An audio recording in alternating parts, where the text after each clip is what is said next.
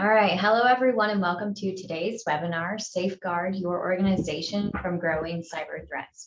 My name is Ashley Limbers and I will be the moderator today. I'm the marketer here at Total Computer Solutions and I'm excited to be hosting today's session, especially because it's National Cybersecurity Awareness Month.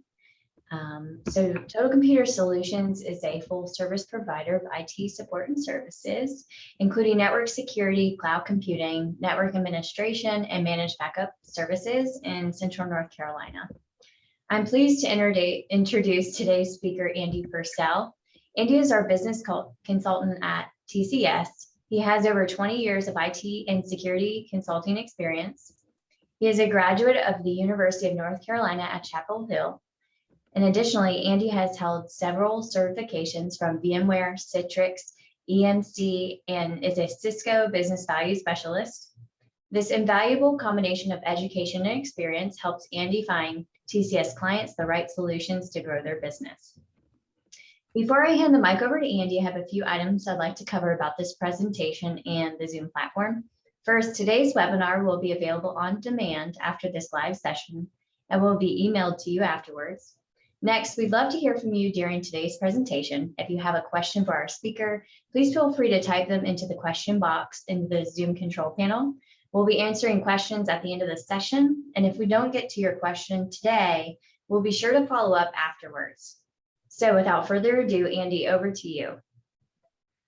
Thank you very much, Ashley. I certainly look forward to speaking with everybody today. Thank you for joining us. As Ashley has mentioned, I am a business consultant here at TCS. And part of what I do more and more is to speak to organizations and to groups about cybersecurity. When I joined the company about 3 years ago, we were probably doing 60% network and managed services work and about 40% cybersecurity that was part of one or two of those areas. Now we've probably switched and inverted that ratio where it's 60% that is cyber work, and then it supports the other areas. It drives the network, it drives the managed services work that we do. So I think you see just within our own experience over the last 3 years, a big change in the direction and the importance of cybersecurity. So we try to do a number of these each year, particularly here during Cybersecurity Awareness Month. And I'd like to jump in. It is a new presentation that I think should be new to everyone. We've done it once, so you may have one or two of you that have seen it, but it is a new presentation. It does begin with a video we've used in the past because it is just so good about explaining the pieces or the anatomy of a cybersecurity attack. So we'll jump right in with the presentation. We want to start with that up front, which will give us a basis as we go through. Certainly, if you have questions as we go, let us know. We can address those, and then at the end there will be a Q&A period as usual. So let's go ahead and get right into the presentation. And I would suggest that you turn the volume up on your speakers or your headphones or your earpods, AirPods, whatever you have. It is a little hard to hear, and at least at the beginning the music is very loud. So make sure you pay attention as we go through. It is absolutely fascinating to hear the pieces and how the blame gets shifted around as far as the responsibility. So we'll go ahead and jump right into that.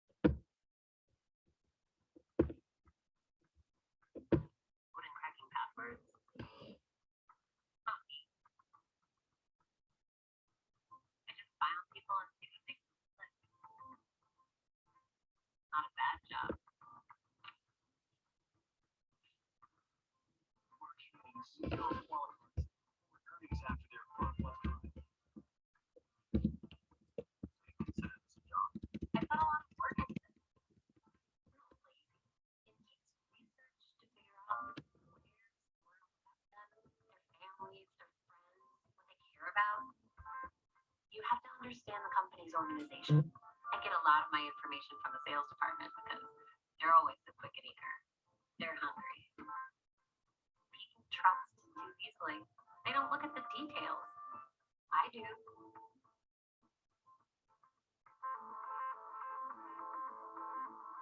Details matter. That's what I'm good at. It has to look completely believable. It has to look familiar. This is where research is important. It's not some generic piece of spam. It's an email from their boss with their company signature. It's written in the voice of the boss. It's what he would say if he were writing this. What about the malware itself? How does that work? Somebody else out there already wrote all the code that does the actual attack. I'm just using it in the attachment. My skill is in my ability to get a bunch of people to click on that attachment. I always wonder what it's like when the whole thing unfolds on their end. And the panic sets in. I leave your message after the beep.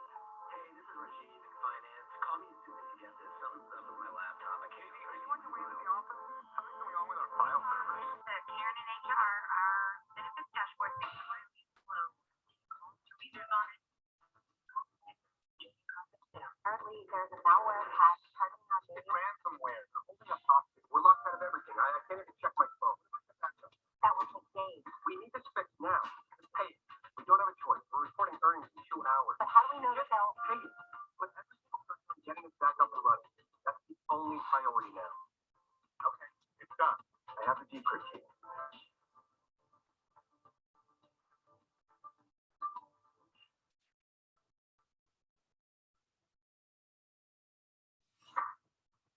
We have a big problem. The ransomware was just to distract us. They got inside. They got everything. Financials, everything. Guard is reeling today from the news that hackers have released the personal information of nearly The Nasdaq closed lower today, led by Qualicard, which was down 14% on news that their recent data breach may be far worse. The company's stock fell to a new all-time low on news that CEO Mark Hanning is stepping down after what is turning out to be one of the worst breaches of personal information in recent history. Do you feel bad about releasing the personal information? All the financials? All the money that was lost? all I did was get the files. I'm not the one that decided to release them. I'm not the one that shorted the stock. Somebody else had their reasons for that. That's my pay grade. I was paid to do a job and I did it well. That's what's expected of me. Anyway, market's down.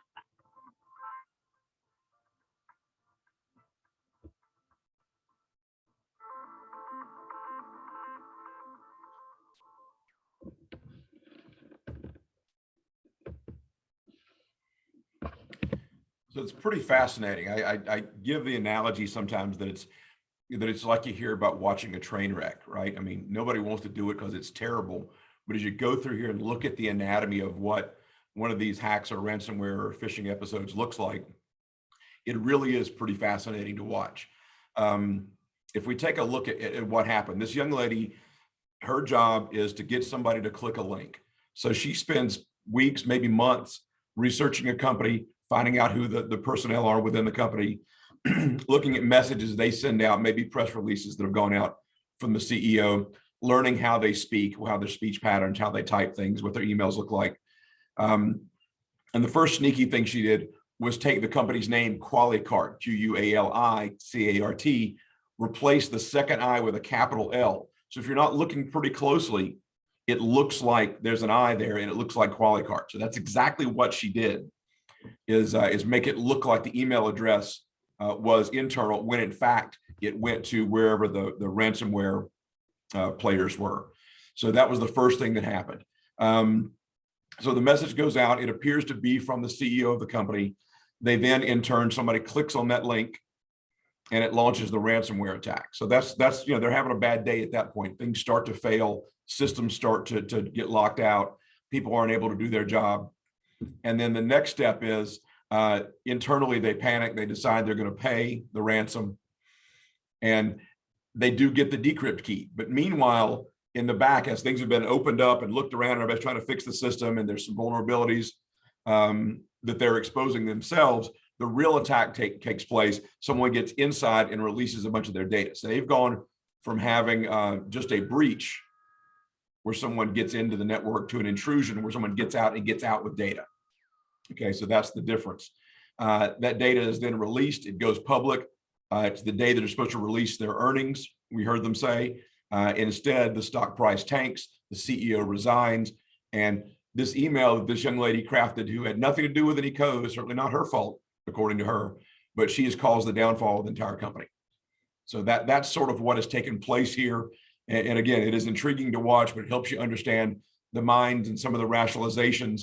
She wrote an email, somebody else in the background wrote some code, somebody else did the second exploit to get in and then get out with the data. So this is what happens in a very complex attack like we've seen some recently, and we'll discuss some of those later. So as we go through some of the types of attacks and ones that we've seen very publicly, pay attention to the different industries that are affected and how that in turn affects our daily lives. So one of the largest meatpacking companies in the country was attacked. So that's the food industry, certainly distribution of food throughout the country, and they're going to have to deal with that, but that's going to affect them reputationally as well as business-wise, as well as probably stop the product flow for a couple of days. Locally here, we see how Colonial Pipeline was attacked over the summer, and a $4.4 million ransom was paid. So this affects transportation through the oil and gas industry, and certainly affects confidence in that industry. Certainly, we saw a quarter rise, or a rise of a quarter to the gas price instantly within a week of that happening, and it really has not recovered since. So you see big impacts across multiple sectors from some of these hacks taking place. Entertainment industry. This one is the Houston Rockets having an attack from the NBA. Remember a few years ago, there was a movie that Sony was attacked, and it actually affected its distribution, and eventually it was not distributed. So you see the entertainment industry. And then obviously within our insurance and financial, they're huge targets. CNA is a massive insurance and reinsurance company. And you see them have a malware incident from a Russian cyber organization. So you're again looking at paying, in this case, $40 million in ransom. Now, most of the ransoms are much smaller. Most of the ransoms are from very, very small companies, which is why we're talking today. And certainly we also see a lot of this school districts, because there's so much data there from students and from teachers and administrators. State and local governments, you get into a local or a state government, you could potentially get data on all of those residents. So you see why those are big targets for the threat actors in this space. I will say before we talk about 2021, that last year was an absolute explosive year in the world of cyber criminals and cyber crime. If you think about it, how many of us went from working in an office every day to working at home? How many of us have either stayed home or become more mobile because of what we've learned and gained and some of the tools we've added in the last year? Well, that just opened the door for cyber attacks. So you don't have the security of your corporate firewall. You don't have multiple layers of security within your organization, even outside of that. It may be a laptop you're working on at home. It may be a desktop. You may be sharing it with the kids. Who knows what you're doing and what kind of a device you're using. But certainly it was a banner year for cybersecurity or cyber criminals because of those facts. You also see cloud breaches sometimes. The big companies, the really big guys, the Microsofts and their Azure offering, AWS for Amazon and Google, they've got more security than we could ever fathom. But there are lots and lots of other manufacturers of software who put their products in the cloud and make it available. You have other cloud providers that are smaller, maybe don't have the resources that the big guys do, but certainly you're able to have those breaches take place. It's simple on a personal level. If you're storing pictures in iCloud, if you're storing pictures somewhere through your devices or tablets, that can be hacked. People can get into there and release photos, particularly if you're a celebrity. But we're seeing more and more of those opportunities through 2020 and 2021. As 5G is increasing and people are having more and more bandwidth, even those who are still 4G are seeing their bandwidth increased. Even at home, you're seeing your bandwidth, having fiber coming into your neighborhood, your bandwidth growing there. So more and more devices. You can order groceries from your fridge without touching it. I mean, if you think about the danger there, think about the common code being written in those operating systems and how secure or possibly not secure they may be. So our vulnerability is increasing as well as our ability increases. And that's always the trade-off between convenience and security, as we'll talk about with passwords, certainly in availability, but also the danger of having an event take place because of all this openness that we have now. If we want to look at small to medium-sized businesses, the space where TCS works, 43% of all the cyber attacks would be in small businesses. So companies earning a few $1,000,000 a year, state and local government organizations, sadly, nonprofit organizations. These are all targets because of their size, maybe the fact that they don't have the resources to put into security, but that's where nearly half of the attacks are taking place today. And if you think about it at a time standpoint of across organizations of all size, once every 11 seconds, there is an attack. Now, this attack may be in the form of an email with a phishing attempt, or it may be a physical attack to get in. It may be a ransomware attack, but once every 11 seconds in this country, we're going to have some sort of attack. And if we look then at the top factors for organizations and why it happens, the number one is simple lack of resources. Okay, we've mentioned governments, we've mentioned nonprofits, we've mentioned school systems. These are types of organizations who need to spend their money on their end user, okay, whoever their customer is, whoever they're serving. So they don't have the same resources that a business might or that a company might to put into cybersecurity. The second area is lack of understanding. So we're very fortunate today that we have this webinar that folks can come and join and learn. We put on lunch and learns, but there are people who don't have access to that. They don't have the knowledge. They don't have an in-house IT staff, and they simply don't know what the dangers are, or they're fooling themselves into thinking that they're not a target. Okay, I think we follow into a lack of information is like the understanding. One group doesn't understand it. The other group doesn't have any information to understand. So both of those are a problem. Lack of time is next. I think that's probably the flimsiest of the excuses. You'll have plenty of time on your hands as you try to determine what happened with the ransom attack. So it probably makes sense to take some time on the front end to try to prevent it. Lack of training, and we try to address this here at TCS with our clients. A lot of that is simply explaining to people what a malicious link looks like in an email. We offer email security training in a formalized sense as well, where they get training once a month, and then sometime in the following 30 days, they will get a follow-up email to test them on that. So it's a fascinating way to not only see where your organization is, but see the progress that it's making. And then there are 8% that fall into other categories that we haven't mentioned, and that could be a various number of things, but certainly none of them good if there are reasons we're not taking care of our company from a security standpoint. All right, let's talk really about who the criminals are. We have this image from days gone by of a guy with a dark hoodie on sitting in his mother's basement. And that is kind of where it started, where they're doing things like the denial of service attacks. They were looking for open ports, manually trying to find an opening to get into. And then once they were in there, they may just trash the server, delete files. Those days are really over. Okay, we now have a number of different types of threat actors that we'll go through here, but it's no longer the hoodie guy in this basement. External actors are simple. Anybody outside the company that might have an interest in doing harm to your company or for themselves to gain financially as a result of any sort of an attack or anything like that to your organization. And I would think the rest of these, except for the internal, will fall into the external category.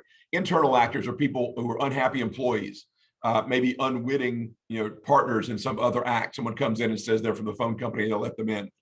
An internal actor may just be somebody who clicks on an email by accident because they don't know. It's just simple out of simple ignorance of what the dangers are. So those internal actors actually are responsible for a huge chunk of today's attacks, and particularly in the world of ransomware. Once we look at those two different kinds, you have lots of very exotic and sort of exciting external types of groups that we focus on, but keep in mind all this time that it is the internal actors that are ones who are causing most of the problems unwittingly. Example of external guys would be organized criminal groups in countries like Korea or North Korea rather, and in China. These could also be state sponsored. Both of their armies have a cybercrime division or area within the army who's aimed at causing disruption and potentially financial gain as well within outside organizations. The other thing we mentioned previously in the attack on the CNA insurance company, theirs was a Russian organized crime group, a Russian cyber gang is what they called it.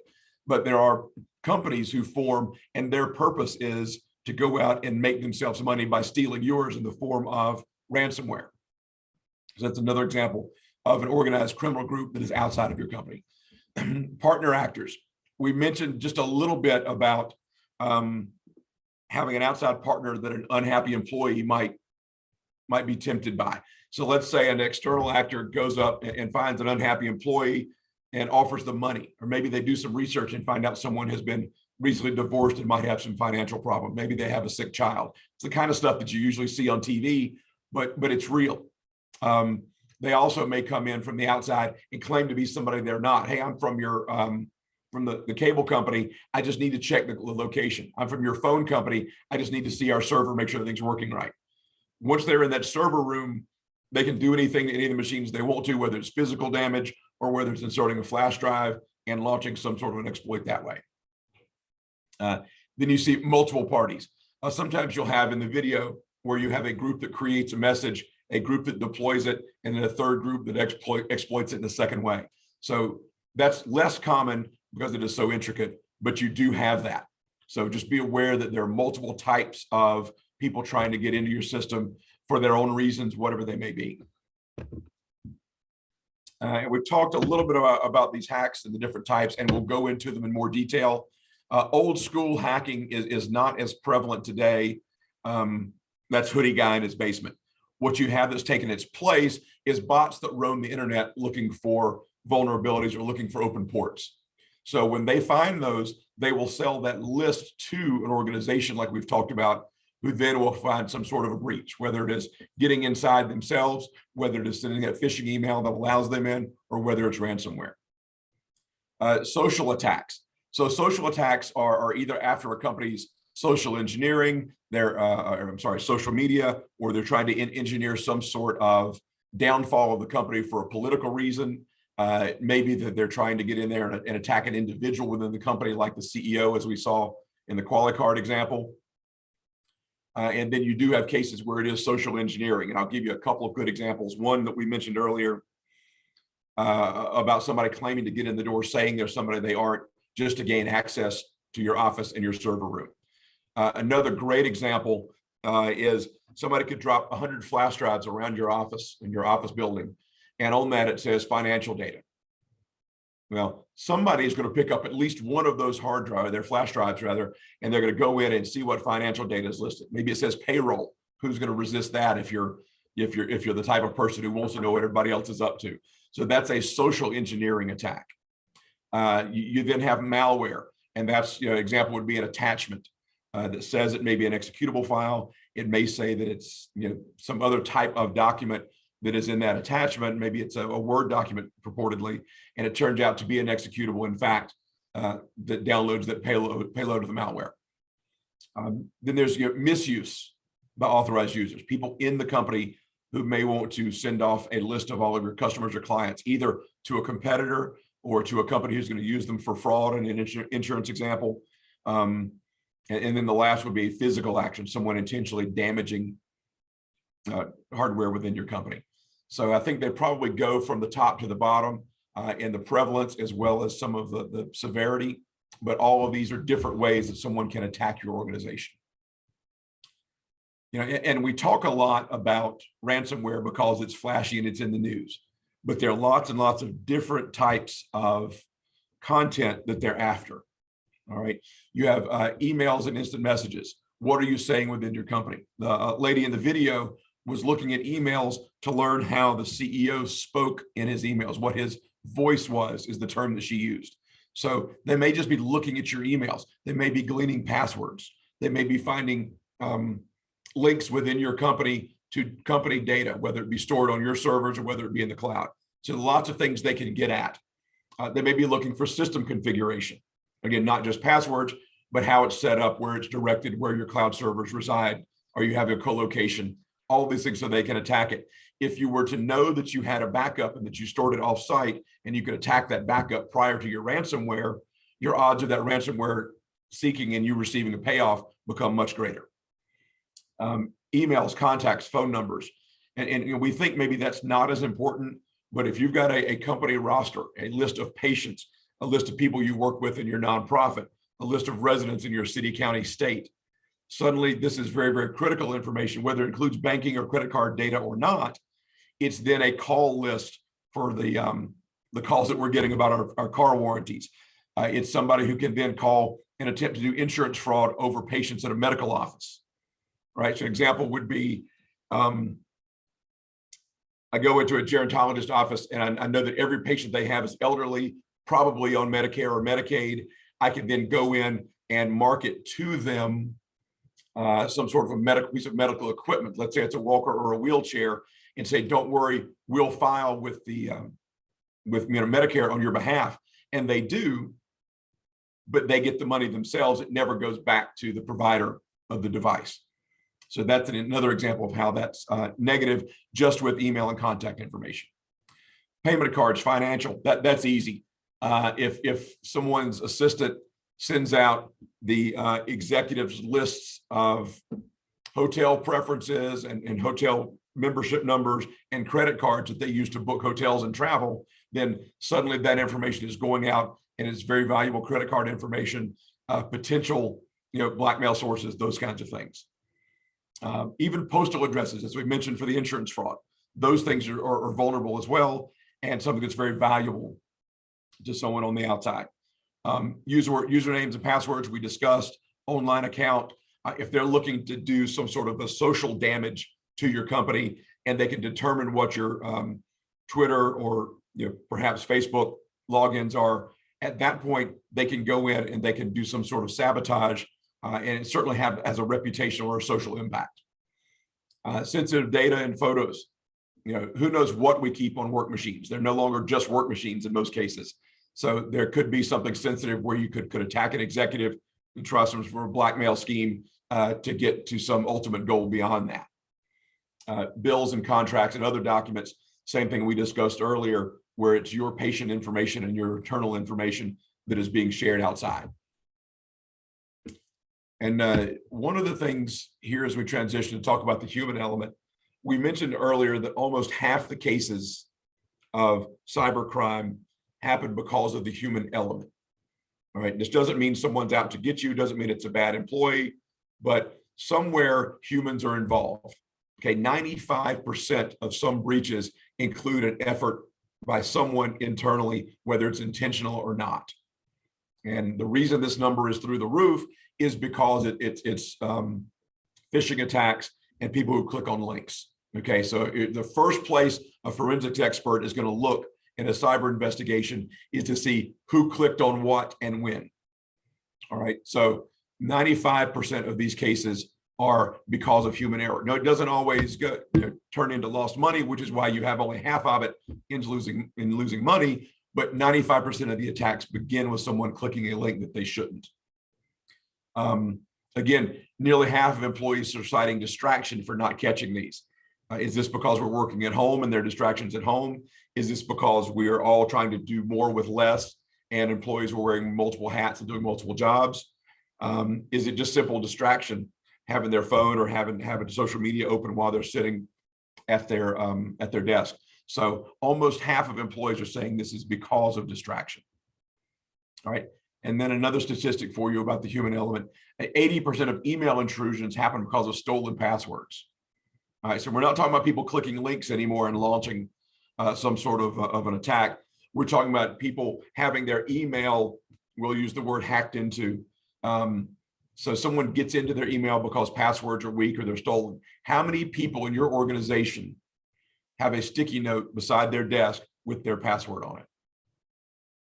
How many people within your organization have not changed their password, at least not substantively, in multiple years? Changing from a 1 on the end or a 2 or adding an exclamation point is not a substantive change to your email. So you have multiple things going on here. Almost all cyber attacks involve human error. Half of them employees claim that they're distracted, and 80% are because someone gets into the email, or so 80% of email intrusions are because someone gets into your email because your password is insufficient or it's available to them. So think about it that way, and that's the reason these statistics on human interactions and human causes are so incredibly high. Yeah, we talk about social engineering, and we've done a little bit of this already. The email that's probably too small for you to read unless you're squinting or have your glasses on. Here is the old style of I'm traveling and I've run into problems, send me money. Or I'm part of a royal family in the Netherlands and I need to retain my crown, or I need to get the money that is owed me by my family. If you'll support me, I'll give you some money back. So we are well beyond these days, these kinds of messages these days, but it does still happen. And particularly the elderly are vulnerable to these types of attacks. The next, which we are seeing today, at least in some form, is Microsoft, or someone's claiming to be Microsoft, calling up saying they see a problem with your machine or they need to update your account and asking you to let them in. Variations on this come from the phone company, they come from your bank, the cable company, they come via the telephone from the IRS and perhaps Social Security for older folks. It also comes via email. I've never banked in my life, either SunTrust or BB&T, and yet I get daily phishing attempts saying that my account has something wrong with it. Okay, so those kinds of things are happening more and more often, as well as the robocalls that we're getting in the evenings. And here's our example of the flash drive. This one says there are photos on a flash drive. You drop enough of these in a parking lot, someone will plug it in and deliver that payload onto the network. All right, as we look at what are the most dangerous threats in this area, and this changes as you go, but simple lack of employee awareness, like we talked about with the passwords. Somebody leaving the screen on as they walk away from their desk. I'm sure it's only going to be a few minutes, but I get waylaid in the break room, or I remember I've got to go visit somebody else, or it becomes lunchtime. And 2 hours later, my screen is still up for anybody who walks by. Okay, those kinds of things. Set those timeouts shorter, turn the screen off when you get up, simple stuff. Phishing, those emails we talked about where I continue to get hacked by or harassed by the banks, but we all have some version of that we have happening. So we have a lot of that phishing that comes in different ways. And then the third one is criminals, and that is that individual coming into your office or already working in your office who wants to do some sort of harm to your organization. And then the next one is video phishing, or vishing with a V. And it is the same thing as phishing, but it's done perhaps through a video, perhaps via social media. All right, and there are various others that make up that last 6%. So it's a lot of threat to pay attention to. It's a lot of danger that's out there. And the best thing we can do as folks in the IT industry is to protect our company with multiple layers of security to try to prevent this. If we turn our attention sort of away from phishing more into ransomware, we'll see that a poll was taken of almost 600 cybersecurity professionals, just like those of us that are on this call today. And half of them don't believe their organization is prepared for a ransom attack. Okay, it's pretty sobering. Now you don't know what that level of confidence is, but anything less than 100% certainly is frightening. Last year, the cost of ransom attacks, not just the cost of the ransom, but what it cost your organization outside of that, $75 billion. It's loss of business, downtime with employees not able to do their job, employees who have to be sent home because you can't get into the systems where they work, those types of things. The average ransomware attack cost businesses $133,000. Now, the little doctor's office around the corner is not the one that's hitting that number, but once you average that in to the CNAs, the Houston Rockets, Colonial Pipeline, and also the meat packer that we talked about, and those large organizations, the average cost is $133,000. All right. One of the other things that's a little frightening is that 3/4 of those companies had up-to-date antivirus. Right now, antivirus is great as far as it goes, but there are two issues with it. One, it has to be kept up to date, and that is both by us as end users, but also as the manufacturers. So a zero-day attack, no one knows what it is, no one's seen it before, is going to take a while before those manufacturers put it in their product, get it sent out, and then hope that you update immediately. The second problem where antivirus is not the entire solution here is the phishing attacks we talked about that launch the ransomware attacks. If you're clicking that button internally, you're the one inviting that malicious code into the organization. As a matter of fact, we've talked to some cyber insurance providers that we work with, and some of them now limit the payout if it has been proven that the threat was allowed inside by someone clicking an email. So just keep that one in mind, that it is great and it is critical to keep your antivirus up to date and have the best provider you can have, but it doesn't stop the phishing or the zero-day attacks that no one has seen before. And then last, 1/3 of businesses and organizations that are hit with malware are down for a week or more. Some of them have great backups and are back up in minutes, if not hours, okay? Some of them are down for a much longer period of time because they don't have that backup or they're not willing to pay the ransomware, which most companies don't. But if you're not willing to pay the ransomware and you don't have a backup, it could take you a week or more to piece together your systems or to get back that data that you've lost. Okay, so that's a pretty staggering figure if you think about how long you might be down. Just quickly going to roll through these financial details. They're all important, but they do kind of run together. Try to pick out the one that is most effective or most relevant to your business. 1/4 of all companies said they would pay up to $20,000. All right, now I'm figuring those are probably mid-sized businesses because $20,000 is a drop in the bucket to the large companies we discussed, and it's a very hefty sum to a smaller organization. So if you think about that small to medium-sized business, 1/4 of them would immediately pay the 20 grand to make it go away. Okay. Ransomware payments, and not the other costs we discussed on the previous slide, merely the payments are totaling $1 billion in the last year. All right, so obviously when you have companies like CNA doing 40 million at a time, Colonial Pipeline doing 4.4, then again, the small local office that spends 5 grand, not making a big chunk of that, but total ransom payments are around $1 billion. Forgive me if I said $1 million earlier, it's $1 billion. But here's the other end of the equation. Only 10% of ransom demands are over 5,000.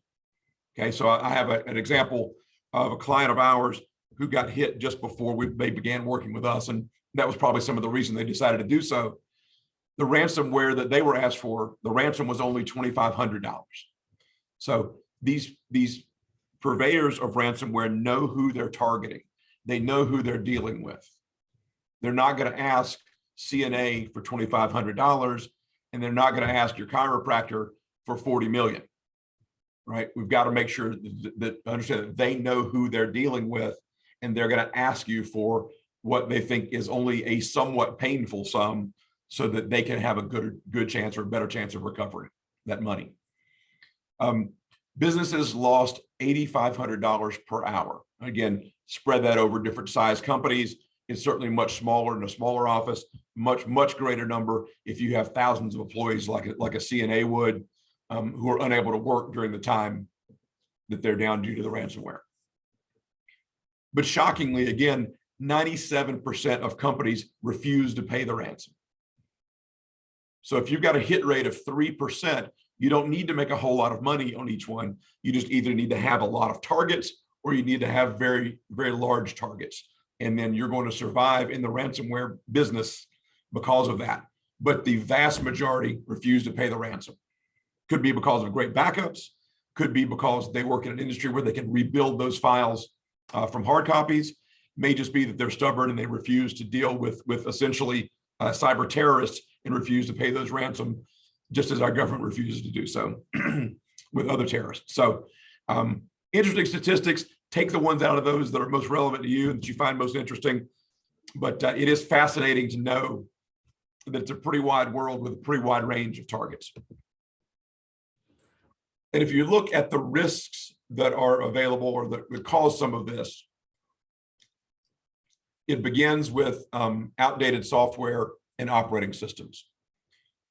Hopefully, most people have moved off from Windows 7 and at least moved to Windows 10, and just in time for 11 to come out. So I know everybody's thrilled to hear that, but Microsoft does not maintain, nor does Apple maintain, some of those very old operating systems.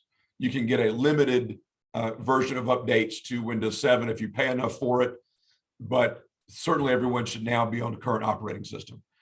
Same is true on the machines in your office, or as well as for your servers. Your servers don't need to be on outdated server operating systems either. So keep that in mind. Make sure you're staying current.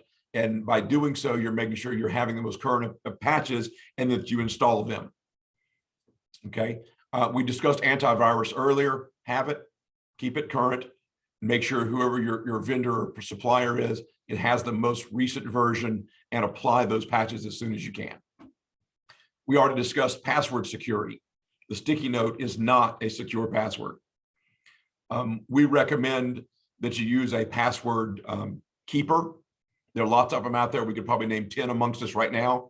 But the idea is you have one master password that is a very long password that you can remember, and you use your password keeper to store individual application passwords.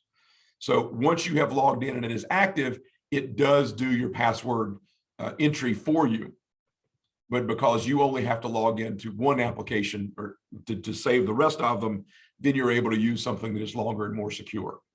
Another point, the Google Chrome password keeper is not secure, because where's the first place you would go to try to look for somebody's password? All right, so don't use your browser's password keeper and think that it's safe. It's merely convenient. Public Wi-Fi. Who's been in a Starbucks or a Panera or any other type of coffee shop, donut shop, small restaurant, and jumped on the Wi-Fi? We've probably all done it within the last month. Understand there is an inherent lack of security there. They don't require passwords, or if they do, they're easily accessible for anyone to get them. If I sit in the corner with the right kind of device, I'm able to go ahead and spoof that network, have everyone log in through that device, and then I'm seeing all the passwords they're passing for their banking, for their phone company, for the cable company. So understand that you're much better using your phone, especially in the day of 5G, because even with its inherent faults, it is faster and is more secure. Well, not as faster, it is more secure than the free public Wi-Fi. All right. People share personal email and social media all the time. If you've seen a Facebook quiz asking you your favorite fruits and colors and first dog's name and where you went to school, those are the exact questions that are used for security questions from your credit card company and any of the other organizations we talked about. So beware of that. Also be careful. We love, and by we, I mean my wife, loves to post pictures of our vacations, pictures of meals that we eat. Well, she's raising a red flag to anyone looking at that I am out of town, or that we're having a meal and we're going to be there for another hour or so. So probably, does that matter to you and I? Maybe not. But if you're the CEO of the company and the young lady crafting the email in our video knows that you're out of town for a week, they grab that picture of your vacation ziplining adventure. They send that in an email using your voice and using your signature to someone in the company and ask them to make a payment to what appears to be a very real vendor, and suddenly your bank account's $35,000 lighter. And that's a true story that happened here in the Triad, all because the CEO of the company was out of town posting where he was going to be all day, including a very real picture of he and his daughters in the picture. Multi-factor authentication, again, being required more and more today by insurance companies. Matter of fact, most of them, if you're going to get a cyber insurance policy, are going to require multi-factor authentication. And I'm sure we all know what that is, but just in case, that's when you try to get to your bank and they want to send you a code via your cell phone. Okay, that's a dual factor authentication. You can have the same thing with a token that you carry on your keychain, and it has a rotating every 5 minutes or every 1 minute in some cases new code that has to be put in as part of the login process. Both Google and Microsoft have their own authenticators, which is what our company uses. So that if I log into our systems, I have to also put in that code in addition to my password. So there are lots of different ways to do this. It's why your bank might have a picture that you have to select as you log in, and you have to remember what the picture is. Is it a tree? Is it a soccer ball? You put those pictures matched up with your password, they know that the likelihood of it being you and not some other person is much greater. So multi-factor authentication is a near requirement today. We would argue that it is a requirement for our clients. Banking alerts. The alerts can be annoying. I don't need to know everyone takes money out of my account. Well, at least as long as they're related to me. But I need to be aware if there's a large withdrawal. So sticking your head in the sand is what that amounts to if you're turning off all of those. Usually the banks will allow you to go in, whether it's a corporate or a personal account, and set some thresholds. You don't need to know every time a check clears the bank, but you'd like to know if there was a 4-digit cash withdrawal being made. Use the security methods that your banks and organizations are giving you. The biggest thing we can do is think that we're not vulnerable, or what we do is not something anyone would be interested in. I've mentioned a chiropractor. I've mentioned a company that makes widgets. We mentioned a meat packing company. These are not exactly your high-end tech companies. These are not financial organizations. Some of them may be very, very small. Someone out there is looking for you. And to deny that and not think that you will be affected is just begging for it to happen. All right. The next piece that we've hit several times today, and I'll do so again because of its importance, is emails. You have emails that are being opened that shouldn't be, having attachments being clicked on that shouldn't be, and certainly we're having links that are clicked and followed that we shouldn't do that. Okay. That's simply training, whether it's from TCS, whether it's something you do in-house, whether it's another third party. I would beg you to make sure that you're training your users to be more educated, be smarter, and to not click on links, not click on attachments, and to be careful opening emails with people they don't know. All right, that follows into the last piece here where we talk about clicking attachments, something that looks like it's going to be a screenshot or a screensaver because it's got an SCR attachment or designation at the end of it. Pretty much guarantee that that's malware sitting inside and waiting to be clicked on. So just make sure that all of your employees or coworkers and users are intelligent and are informed. All right, we'll talk about costs, and we won't belabor any of these, but I think it's worth mentioning them as we go. You've got tangible and intangible costs. A tangible cost is potentially paying a ransom if you realize that you don't have a backup and you're going to have to do so. A tangible cost is having to let your customers know that there's been a breach. Again, breach versus intrusion. Sometimes you have an option. If they get away with information, there is no option. You have to share that with the world. The cost of the cleanup. It's your attorney, it's your insurance company. It's a company like TCS that comes in and does the forensics part of it. You do have some cleanup work and then some patching and some shoring up of your network to make sure that it doesn't happen again. The investigation that is done, usually your insurance company will handle that, but if your investigation becomes more IT related, it may be an IT company, or maybe your attorney has someone who handles that forensically for you. Then there's the obvious, the loss of revenue. If you're down for a week, if you're one of those third of the companies that's down for a week, you're losing a week's worth of revenue, potentially losing market share because your customers will go somewhere else that week to obtain the product or services. You're going to have to make security improvements. You're probably going to be replacing hardware, maybe replacing servers, certainly firewalls. So there's going to be a physical replacement that takes place also. Insurance premiums are going to go up. You've proven that you're vulnerable, proven that you've had some issues. Those premiums will increase. There's an operational disruption.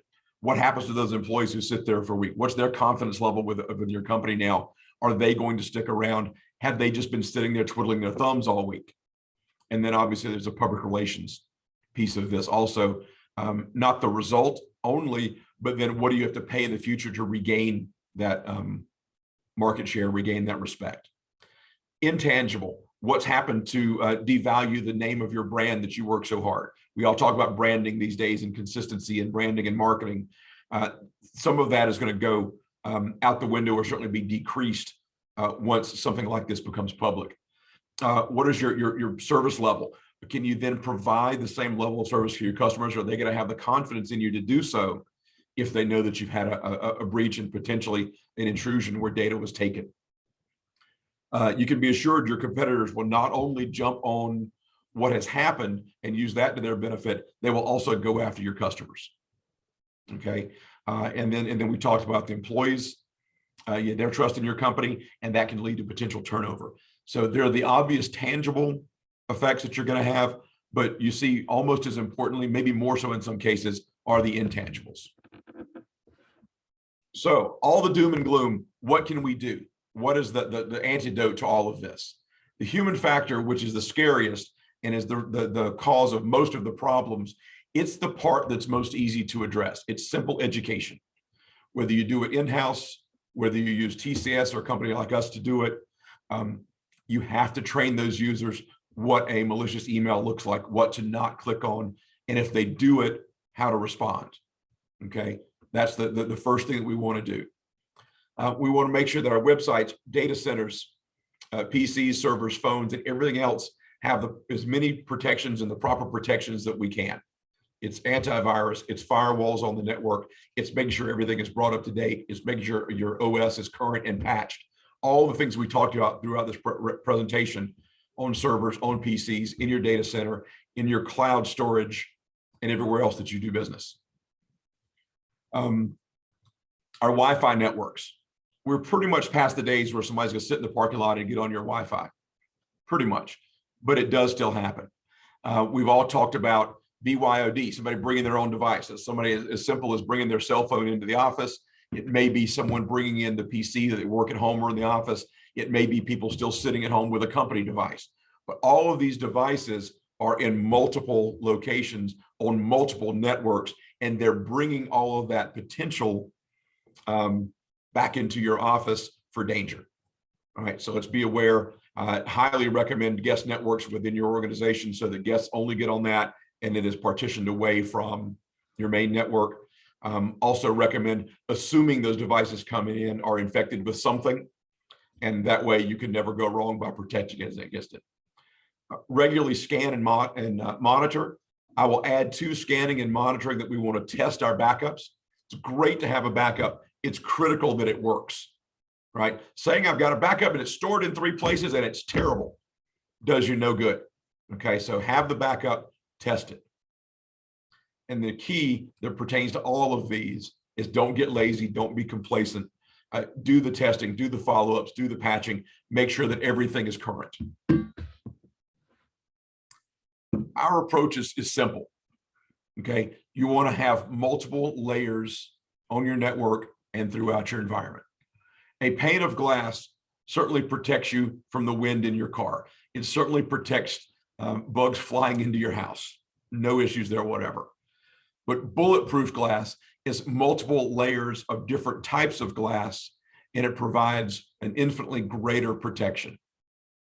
All right, that's what we want to do from a cybersecurity standpoint, from an IT standpoint, is train users.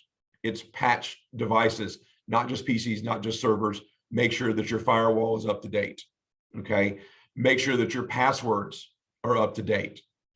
Make sure that you have not only antivirus on all of your machines, but you may also want to look at higher level software to try to catch intrusions on the way in and detect those rather than just waiting until they show up on somebody's machine, okay?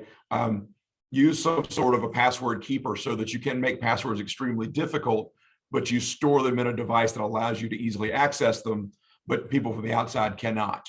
Use content filtering.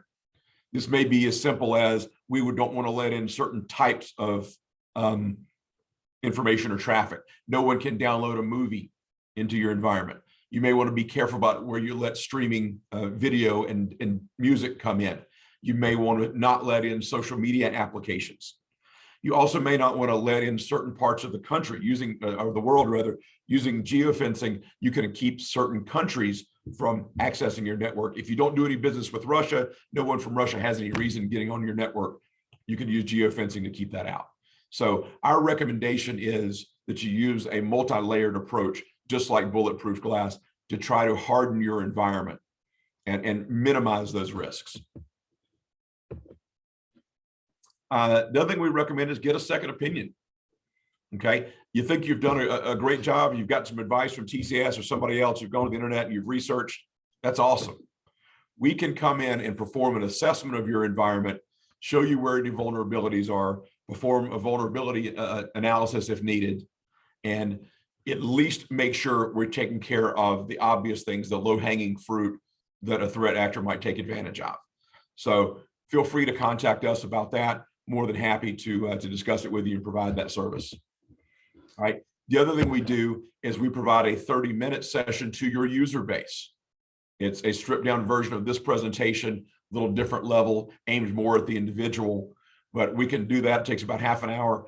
There's no charge for that. Your CSM or your consultant can help with that. So please feel free to get in touch with us, take advantage of that for the purpose of educating your users.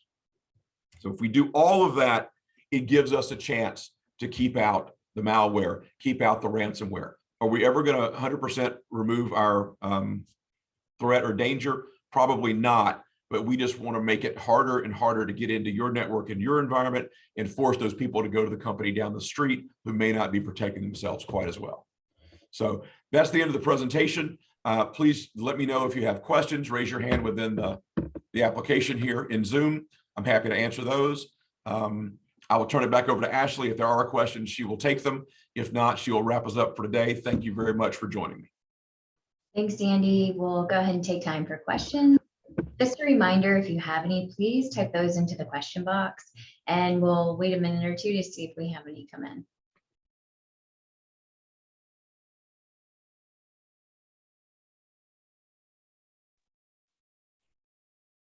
Actually, I had one come in, and we'll go ahead and take that, and then we'll wrap up for today. But the question is about what the future holds for cybersecurity, and I think this is fascinating. I did an interview for a student the other day asking about that. The next couple of years are going to be very, very fast. New threats, new angles, new ways to get in from our side of the world. There are new operating systems that are coming out to combat that, to make it harder and harder to get inside of your network. You're going to see the rise of intrusion detection applications to keep your system. You're also going to see the rise of security operations centers, or SOCs, SOCs. Okay, so you'll see those, which is a monitoring service that we offer, where there's a company who provides you 24/7 monitoring, and they will be proactive if they see a threat in your environment before it can cause damage. So the coming days and years are going to be very, very fascinating. Love to talk with anybody about that if you have any questions, but I did want to make sure we took that one really quickly because it's going to be very exciting going forward. And Andy, I don't see any other questions. It looks like you've covered all of the information and tips for the attendees today. Is there anything else that you wanted to include before we go? Well, I would say let's continue to check on our events. I know we do have an event coming up for backups, and that goes hand in glove with this, and that it is the next piece. If you have a great backup that you're doing every day, every hour, every 15 minutes, whatever your tolerance is, then your chances of coming out unscathed after a ransomware attack go up dramatically.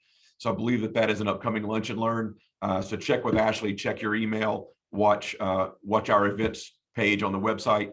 But that's going to be a fascinating event that's coming up, and we'll talk again at that point about keeping good backups to avoid ransomware. Thanks, Andy. We appreciate it. And thank you everyone for being here today. After this webinar, you will get a link for a survey. If you don't mind filling that out, that helps us improve our events. And yeah, so we thank you so much. Have a good week. Thank you.